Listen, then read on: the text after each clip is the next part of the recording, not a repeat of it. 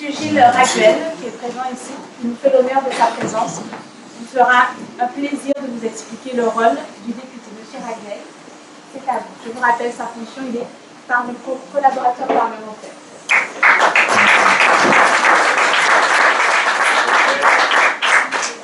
Je vais me mettre debout, je ne sais pas si... Je pense qu'il y aura un micro. Il fonctionne déjà? Oui. Ah oui, ça va fonctionner. Donc, bonjour à tous et à toutes. Féministes. Oui, donc je suis parmi vous en tant qu'on va dire technicien. J'ai répondu à l'invitation à la demande de Roux libéral pour vous faire un petit topo sur le rôle du député, pour savoir un petit peu mieux ce que ça représente aujourd'hui être député en Guadeloupe et puis plus généralement en France, puisqu'un député est un élu du territoire, mais représente d'abord la population au niveau national. Donc, il y a une interaction entre le territoire dont il est issu et sa mission au niveau national même, où il incarne vraiment une vision du territoire. C'est vraiment le député de la nation qui est issu de territoire donné.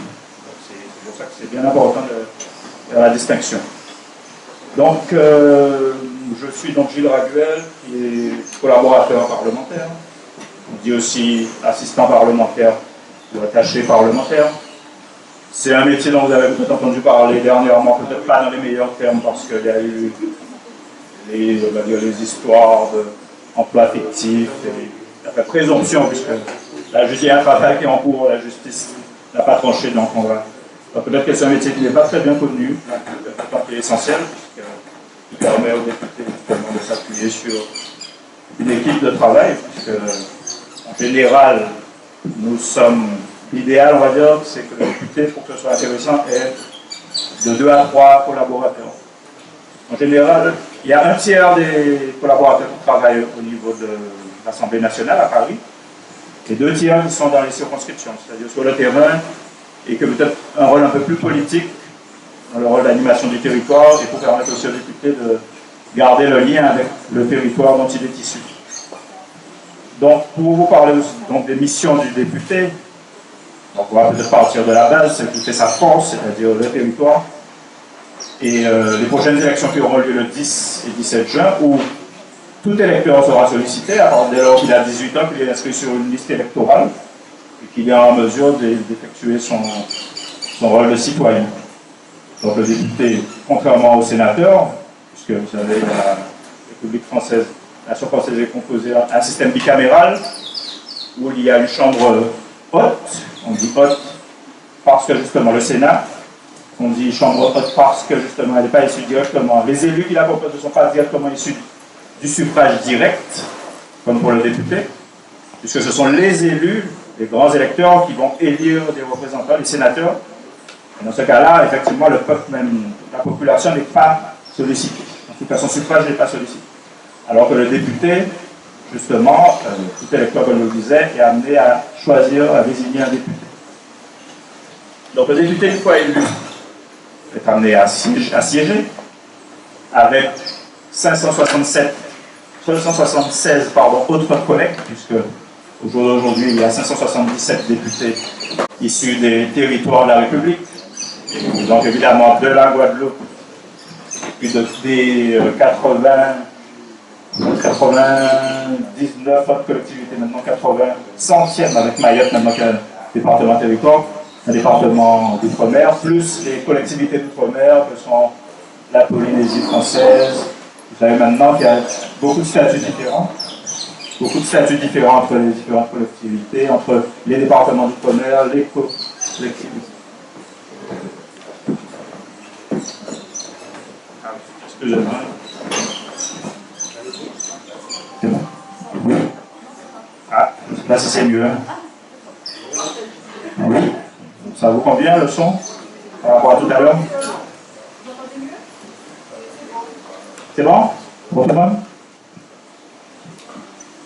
Oui, donc je vous disais, j'essaie de reprendre le fil de mon intervention.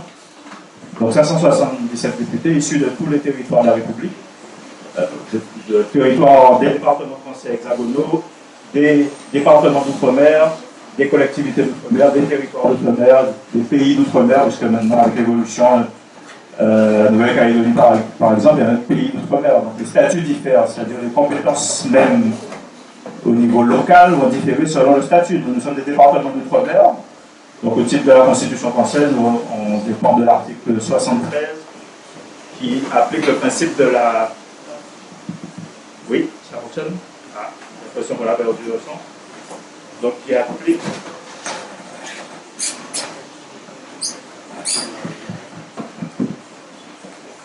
Oui. Donc nous sommes, en tant que département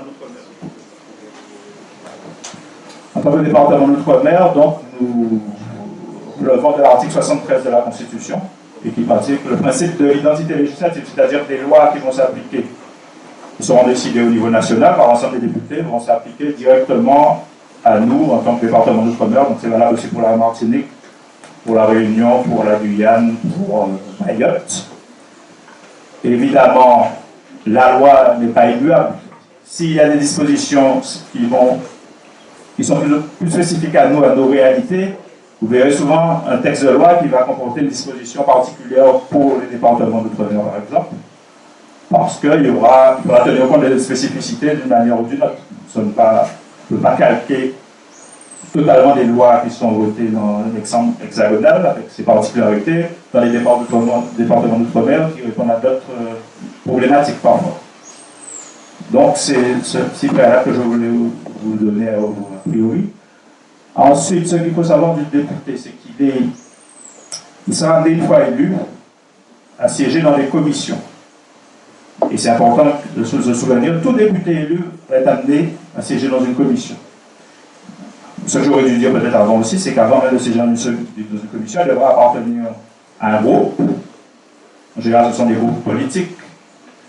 Là, c'est vrai, pour les dernières élections, le premier tour de la présidentielle, on a vu que c'est inédit peut-être sous la Ve République, aucune des grandes formations habituelles, c'est-à-dire celles qui gouvernent la France depuis au moins plus de 30 ans, donc ils sont issus du centre droit et de la gauche socialiste, aucune des deux n'est présente au second tour.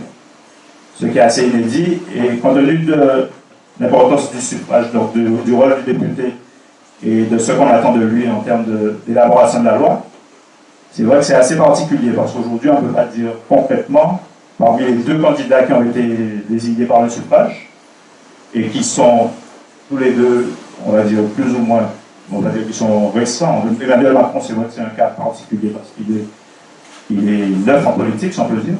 Sa concurrente est plus ancienne, mais aucun des deux n'a exercé jusqu'à présent le pouvoir, en tout cas au niveau gouvernemental. Donc tout l'enjeu pour eux, ça va être, quel que soit celui qui est issu, qui sera révélé le 5 mai, l'enjeu pour lui, ça va être de constituer une majorité de travail. C'est-à-dire une fois élu sur un programme, des idées, avec un suffrage qui s'est exprimé sur leur nom, il faudra pouvoir avoir une majorité de travail. Sans quoi, on va se retrouver. Et ce qui a été fait ces dernières années, c'est pour éviter les phénomènes de cohabitation, justement, qu'on a connu sous la période notamment de François Mitterrand, ou même Chirac, où on a vu des cas de cohabitation où François Mitterrand a eu à cohabiter avec Jacques Chirac, par exemple, de 86 à 88. C'est précisément pour cette raison qu'il y a une révision constitutionnelle qui a permis de calquer l'élection présidentielle sur l'élection législative, si bien que maintenant, le président de la République est élu pour 5 ans, tout comme le parlementaire, le député. Je dis le député parce que le sénateur, c'est un peu différent, pour éviter les phénomènes de cohabitation. Donc c'est pour ça qu'une fois que le président est élu, logiquement, il doit pouvoir s'appuyer sur une majorité de travail, et ça c'est dans le mois qui suit, puisque l'intervalle entre les deux élections, c'est un peu plus d'un mois. Donc c'est important de signaler ça. Et tout l'enjeu aussi pour la Ve République, ça a été d'éviter ce qu'on a connu sous la Quatrième République, c'est-à-dire des instabilités gouvernementales, où la Quatrième République était un régime essentiellement parlementaire, donc où le président du Conseil était issu directement du Parlement. Donc ce sont les parlementaires, les députés qui se réunissaient pour justement. Le président devenait on va dire le chef de file du parti majoritaire à l'Assemblée nationale.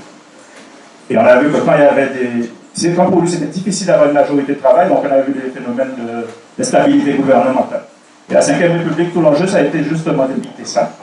Donc le régime parlementaire lui-même a évolué quelque peu pour devenir un régime un peu plus, à dimension plus présidentielle, avec le président de la République, donc il est élu au suffrage universel, donc c'est le cas du président de Gaulle qui a instauré justement le suffrage universel direct pour l'élection du président de la République. Et c'est comme ça qu'on a vu un pouvoir, un régime à tendance présidentielle, même si on verra que le Parlement garde un rôle important. Mais désormais, c'est le président qui détermine, avec le Premier ministre, qui détermine les grandes orientations de la politique de la nation. Donc, voilà, donc c'est pour ça qu'on doit revenir au rôle du député. Le député sera celui qui va siéger dans un groupe et qui pourra apporter sa contribution, soit en étant dans la majorité, soit en étant dans l'opposition. Et effectivement, il n'y a pas que la majorité, puisqu'il y a différents groupes qui vont représenter dans ces différentes tendances. Il y a aussi un groupe des non-inscrits, qui sont des gens indépendants, mais qui, dans l'élection, représentent peut-être sur leur implantation sur le territoire, qui ne vont pas inscrire. Ça va dire qu'ils n'auront pas leur mot à dire. Ils auront également leur mot à dire. Ils auront droit à un temps de parole comme la plupart des autres, comme l'ensemble des autres parlementaires. Mais après, le temps de parole va dépendre aussi de l'importance du groupe, du nombre de parlementaires pour chaque groupe. Et bizarrement, ce qui peut paraître surprenant, c'est que, quand on est issu d'un groupe majoritaire, comme jusqu'à aujourd'hui le groupe socialiste par exemple est majoritaire, ça ne veut pas dire qu'on aura plus de temps de parole qu'un député issu d'un plus petit groupe. Au contraire, plus on est nombreux, peut-être plus ça va être difficile d'obtenir la parole, par exemple de poser une question, parce qu'il y a différents types de questions aussi pour qu'un député intervienne, il y a différents moyens d'intervention, il peut se référer à la traditionnelle question orale d'actualité. Vous savez que le mardi et le mercredi, en général, ce sont les jours dédiés à ces questions-là. Vous avez l'occasion de voir sûrement la retransmission à la télé, où on voit le gouvernement qui est face aux parlementaires et qui répond à leurs questions, où chacun a un temps d'intervention. Et donc c'est là où on voit la responsabilité du gouvernement, justement, devant le Parlement. Puisqu'il doit, le député a un rôle de contrôle de l'action du gouvernement. Il a un pouvoir législatif de voter les lois. Et la Ve République étant un gouvernement, justement, a instauré un système où c'est le gouvernement, essentiellement, qui va orienter, déterminer les grandes lignes politiques. C'est pour ça que vous verrez que la plupart des textes de loi qui sont votés à l'Assemblée nationale, leur origine est gouvernementale. C'est pour ça qu'on va parler dans ce cas-là d'un projet de loi, à la différence d'une proposition de loi. Proposition de loi est de l'initiative du député. Un député peut décider de proposer une loi parce qu'il aura soit vu sur son territoire qu'il y a un manque peut-être à combler, un manque par quelconque, ou il y aura telle dimension qui va toucher pas forcément le territoire ou même l'ensemble de la nation sur lequel on ne s'est pas encore prononcé, donc lui il va dire effectivement je propose telle loi. Mais après, c'est vrai qu'il peut le faire en son nom propre, mais l'idéal pour avoir plus de chances que sa proposition passe, c'est ce qu'il se réfère après, soit à ses collègues. Dans ce cas, il va faire co-signer, il va essayer de faire co-signer sa proposition de loi par le plus grand nombre possible de collègues pour que ça ait du poids, si on peut dire. Et ensuite, quoi qu'il en soit, il faut se dire compte que le gouvernement aura toujours son mot à dire dans l'histoire, puisqu'il y a toujours l'interaction, le jeu d'aller et venir entre le gouvernement et le parlementaire et le groupe parlementaire. Et je veux aussi insister pour finir sur le rôle des commissions. J'ai entendu parler des commissions permanentes qu'il y a à l'Assemblée nationale. Il y en a 8 aujourd'hui, je ne vais pas toutes les citer, mais il y a la commission des affaires étrangères, il y a la commission des lois, il y a la commission de défense, il y a la commission du développement durable, de l'aménagement du territoire. Et chaque député va siéger à une commission, obligatoirement, qu'il soit non inscrit, qu'il soit dans tel ou tel groupe, il devra siéger dans une commission. Il faut savoir que l'essentiel du travail, peut-être plus encore aujourd'hui qu'avant, se fait dans les commissions. Puisque les commissions ont un rôle direct de contrôle de l'action du gouvernement. C'est là où le gouvernement, justement, tel ministre qui va porter un projet de loi va se référer à la commission compétente, justement, pour travailler sur le texte qu'il aura proposé. Donc, ce sera un projet de loi qui viendra du gouvernement. Il va se référer avec la majorité de travail du groupe en question, le groupe de la commission. Et c'est là que le député pourra vraiment agir sur le texte. C'est vrai que ce n'est pas fini. Une fois que le texte est proposé et travaillé en commission, après il y a la séance publique qui sera prévue. Le texte, vous verrez, un ordre du jour bien précis qui sera fixé et on verra que le texte, il y aura un jour prévu où le texte sera en séance publique, c'est-à-dire où il sera discuté par l'ensemble des députés. Ce sera plus seulement la commission compétente, mais l'ensemble des députés vont discuter sur le texte. Là, il y a encore la possibilité de déposer des amendements. Des amendements, je pense que tout le monde sait à peu près ce que c'est. C'est-à-dire, c'est la possibilité qu'un député d'écrire un texte qui va venir soit modifier le texte tel qu'il est rédigé, ou alors compléter ce texte-là. S'il estime qu'il y a tel élément qui n'a pas été pris en compte, donc il pourra proposer un texte. Ce sera donc, une manière de rédiger également, en faisant référence aux articles de loi, le texte réglementaire, selon le domaine. Ça va peut-être être une modification du code du travail, du code de la santé ou autre. Donc il pourra intervenir pour modifier le texte. Mais ce qu'il faut savoir, c'est que le travail en commission est essentiel. C'est pour ça qu'un député tellement investi devra passer beaucoup de temps normalement à Paris dans les commissions, parfois à pas d'heure, parce que on sait qu'il y a beaucoup de séances qui ont lieu la nuit, par exemple, selon l'ordre du jour, selon que le calendrier est assez chargé ou pas, donc il devra siéger tard. Et c'est parfois dans ces moments-là qu'on va prendre des décisions et les choses. Mais en tout cas, le dialogue entre le gouvernement et les parlementaires est permanent pour l'adoption d'un texte. Il y a toujours cet échange, et un député aussi devra faire beaucoup de lobbying s'il veut que son amendement ou le texte qu'il soutient soit pris en compte. C'est important, il y a tout un travail à faire au niveau donc, du gouvernement, au niveau des cabinets, parfois pas forcément au niveau des ministres, mais au niveau des collaborateurs du ministre, pour que, effectivement, il ait des chances que son texte ou sa disposition, son amendement soit soutenu par le gouvernement. Et dans ce cas, effectivement, il a beaucoup plus de chances d'avoir satisfaction. Qu'est-ce que je pourrais dire? Je ne sais pas si peut-être vous avez des questions, parce que si vous avez des questions, je préfère, comme je ne pourrais pas rester jusqu'au bout, je vais préciser à Romy, donc c'est pour ça que si jamais vous avez des questions particulières, je veux bien que vous les posiez maintenant, que je puisse y répondre, parce que je ne peux pas attendre forcément la fin de l'intervention de Romy pour vous aider. En tout cas, peut-être aussi pour parler, j'ai parlé du député, peut-être pour parler du rôle du collaborateur, peut-être qu'il y a aussi des questions que vous posez par rapport à toutes les affaires et puis les polémiques qu'il y a eu sur la fonction. Le rôle du collaborateur consiste essentiellement à être aux côtés du député, à faire de la veille informative, parce que les informations, ce qui fait le pouvoir, c'est l'information, comme on dit souvent. Savoir ce qui se passe aussi bien au niveau local, au niveau national, au niveau international aussi. Le député, il ne faut pas oublier l'élu de la nation, donc il doit savoir ce qui se passe dans le pays, et aussi évidemment au niveau local, puisque sa base c'est le local. Donc le collaborateur va faire de la veille. Selon son niveau d'études, il pourra aussi, ses compétences vont être plus ou moins élargies selon les attributions que veut bien lui conférer les députés. Et donc il pourra aussi, à un autre niveau, soit peut-être des tâches plus administratives, répondre aux courriers. Ça sera aussi un rôle de rédaction des amendements. Il pourra rédiger des discours, faire des communiqués. C'est vraiment varié. Ça dépend vraiment du député. Et si vous posez la question de savoir est-ce qu'on peut être collaborateur sans pouvoir prouver, comme dans le cas, pour ne pas le nommer, de l'affaire Fillon. Alors c'est vrai qu'en général, quand les députés, on relève pleinement de la décision du député. Quand les collaborateurs, on dépend du député. Donc il peut décider de vous confier telle ou telle tâche. Lorsque vous communiquez avec les autres, vous répondez aux sollicitations, que ce soit par mail ou par voie classique, par écrit, en général, c'est le nom du député qui est mis en avant.